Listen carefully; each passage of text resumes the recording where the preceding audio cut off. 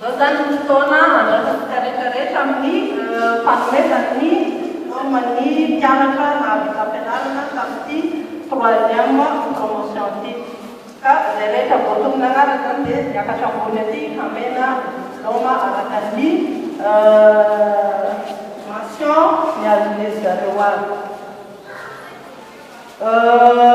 Notolona voalohany eto zany dia ny paramètre ny Fort Dauphin ao amin'ny filière infirmier et sage-femme. Manana major anankiroa zany sika ao amin'ny infirmier ary anankiray ao amin'ny sage-femme dia angatahana aitsangana izy ireo. Voalohany Soupero Manjaka Francisco,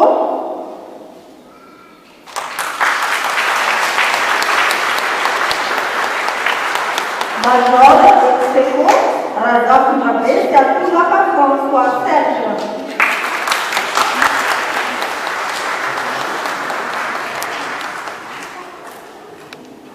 Ny ao amin'ny sage-femme dia i Nomenjanahary Laetitia Gladys.